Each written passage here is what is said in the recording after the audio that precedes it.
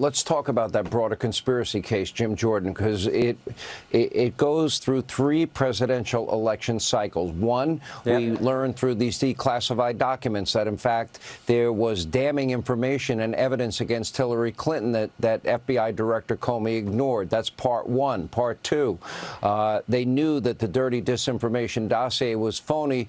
Comey himself was warned about it by Bruce Orr as early as August of 2016. We know that happened. We know that she had top secret classified information on her server.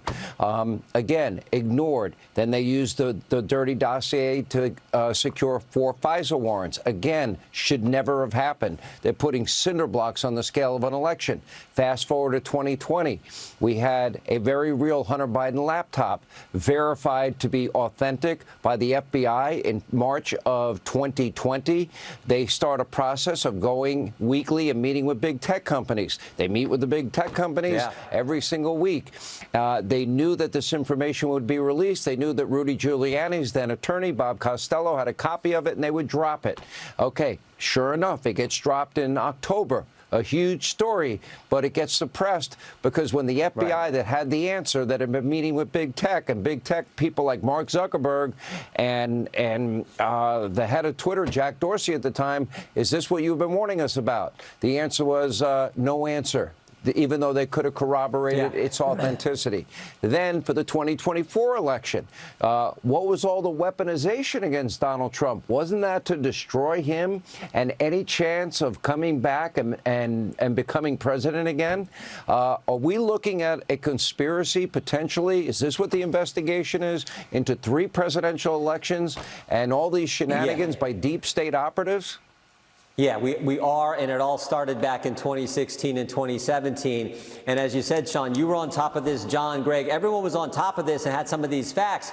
But the one thing we got wrong is it was worse than we thought, because now we know it did, in fact, go all the way to the White House, all the way to the President of the United States. And at his direction, these key players, Brennan, Clapper, Comey, they're all there, and they decide we're going to change the report. We're going to change the intelligence community assessment. We're going to rely on a document that they already knew was baloney, the dossier. And your point is exactly right. Think about what the FBI allowed to happen in 2016 and 2020. In 2016, they allowed the public to believe the dossier was real, even though they knew at the time it was bogus. In 2020, they allowed the public to believe the Hunter Biden laptop is a Russian information operation when they had the laptop and they knew it was true. And then in 2022 through 2024, they allowed Jack Smith's crazy investigation to go on as if President Trump had done something wrong. So you're right. All 3 elections, they allowed the country to believe things that were not accurate and see things that were not true. But it all started here, back on December 9th, in that room, in the White House. The key players are there, and they hatched this plan.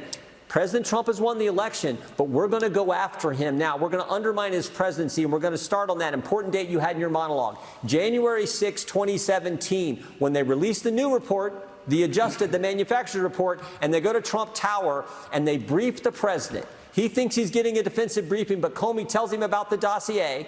Again, the dossier he knows is false. He tells him about it, and then that gets leaked to the press, and thereby giving it credibility. That's how bad this was. So God bless Tulsi Gabbard and the work she's doing for sending this to the Attorney General. Now it's time to hold people accountable. So, Greg Jarrett, from a legal standpoint, when you have the intelligence community assessment and you had the dirty dossier that they knew was phony, and James Comey used that as the bulk of information, he signed 3 of the 4 FISA warrants. That's over a 9-month period of time after they got rid of Christopher Steele, knew it was false, knew it was not corroborated. He never went back to the courts to tell them that the information provided was inaccurate and untrue, as the law required. So, why did they reject the career intelligence officer's assessment? Why did they demand a new assessment?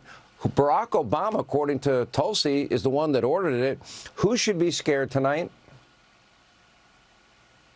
All of the people you've identified. Comey, Clapper, and Brennan, the sort of 3 stooges of Obama's national security team. Obama himself. Biden was in on some of the meeting. I mean, this is what these malign actors did, Sean. Any reliable intelligence that exonerated Trump, was classified and buried until now, while phony intel was conjured up and peddled as credible just to frame Donald Trump. And Obama, he was central in all of this. He was told at the outset that Hillary invented the false collusion narrative to smear her opponent. The intelligence community totally rejected it as bogus, finding that Russia did not meddle to help Trump. Obama could have stepped forward, done the right thing, told the American people the truth. But he didn't do that. He ordered this new intel assessment that said the exact opposite of the truth. Why? To propagate the hoax.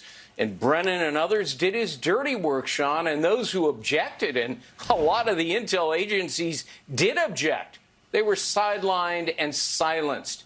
So as I wrote in a column this week, never before has an American president connived to sabotage and destroy his successor as Barack Obama did, Sean. Exit question. As the strike force moves forward, I'll start with you, John Solomon. Who is likely to be held accountable, and do you believe there'll be indictments at the end of the process? We'll see. We've been promised a lot of indictments for years. It'll depend whether they bring a conspiracy. It depends where they bring it. Is it brought in Florida where Jack Smith was? Do they bring it in D.C. where John Durham failed? Those are big questions still to be settled. But Pam Bondi took a major step forward today in treating this as a real criminal case. Barack Obama will not be indicted. The immunity ruling that President Trump will protect him. But he could one day be named as an unindicted co-conspirator among some of the other people who are involved in this. That's something to watch for. Jim Jordan, same question. John Brennan, when he testified in front of the Congress, Chairman Gowdy asked a series of questions. I think he was not square with the Congress when it's specifically about the dossier. I went back and read some of that transcript. There was a clip played earlier today on your fine network. I think John Brennan misled the Congress, which you're not supposed to do. Now, again, statute of limitations, everything else, we'll have to see. But I so appreciate what Tulsi's done and the work that Pam is now putting together to go after these guys and get to the truth. But if it's a grand conspiracy investigation, Greg Jarrett, the statute of limitations won't be applicable? No, if the ongoing conspiracy is, for example, the raid on Mar-a-Lago and events thereafter, that's when the statute of limitations begins to count right there. So that's not an obstacle. But, you know, Barack Obama should be thanking Donald Trump. Why?